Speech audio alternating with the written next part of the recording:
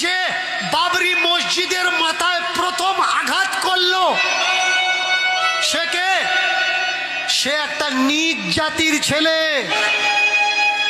দেখে নেবেন ইন্টারনেটে এভিডেন্স খুলে, বাবরি মসজিদের চূড়াতে যে প্রথম আঘাত করেছে ও একটা নীচ জাতির ছেলে। যারা বাবরি মসজিদকে ভাঙতে গিয়েছিল বেশিরভাগ নিচু সম্প্রদায়ের মানুষ। কিন্তু মসজিদ ভেঙে যখন রাম মন্দির তৈরি হচ্ছে, ওই রাম মন্দিরে পূজা কে করবে? কখনো ভেবেছেন? সে কিন্তু নিজ জাতের মানুষ নয়। কোটি কোটি টাকা দিয়ে রাম মন্দির তৈরি হলো, ভালো জিনিস। একটা রাম মন্দির কেন, কার্তিক মন্দির, গণেশ মন্দির তৈরি হোক, কিন্তু আপনার রাজ্যের চটকলগুলো বন্ধ হয়ে গেল, যেখানে গরিব শ্রমিকরা কাজ করছিল। কোটি কোটি টাকা দিয়ে রাম মন্দির তৈরি হলো, কিন্তু সরকারের বড় একটা প্রকল্প বিএসএনএল প্রকল্প, টেলিকম যোগাযোগ, সেই বিএসএনএল নষ্ট হতে বসেছে। পুরো ভারতবর্ষে সব থেকে কাদের কেবিল ছড়ানো? বিএসএনএল এর কেবিল। এই যে টাওয়ারগুলো দেখছেন কাদের টাওয়ার? বিএসএনএল এর টাওয়ার। অথচ বিএসএনএল কোনো কাজ করে না। কাজ করছে কারা? এই বিএসএনএল বিক্রি হয়ে গেল বিদেশি কোম্পানির কাছে।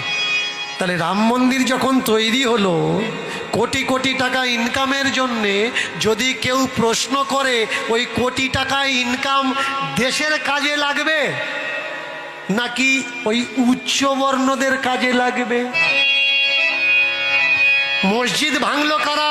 নিচু জাতের মানুষ। নোট করবেন, যদি একটাও অন্যায় কথা বলে থাকি বিচার করে বলবেন যে দীনকৃষ্ণ ঠাকুর আপনি অন্যায় কথা বলছেন।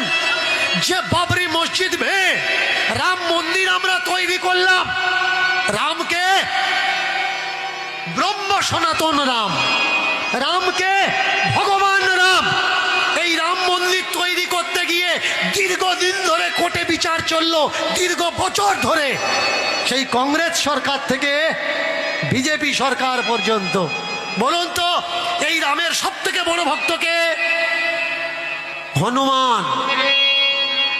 তাহলে ভগবান রামের মন্দির তৈরি করার জন্যে আপনি আমি আমরা সাধারণ মানুষরা কোর্টের চক্কর লাগাচ্ছি, জজ সাহেব অনুমতি দাও আমরা রাম মন্দির তৈরি করব। তাহলে হনুমান একদিন কোর্টে এসে কেন সাক্ষী দিল না যে হ্যাঁ ওটা রাম মন্দির? কারোর যাওয়া লাগতো না। হনুমান তো 4 যুগ অমর ভাই, হনুমান তো মরেনি, 4 যুগ বেঁচে আছে। তাহলে রামের মন্দির তৈরি করার জন্যে যেখানে হনুমান কোনো গুরুত্ব লাগাচ্ছে না, রামের কোনো যায় আসে না রামের মন্দির হোক বা না হোক, সেখানে লাঠালাঠি খুনোখুনি হচ্ছে কারা? আমার দেশের কিছু নির্বোধ মুসলমান আর নিজ জাতের কিছু হিন্দু দাবি করা মানুষগুলো।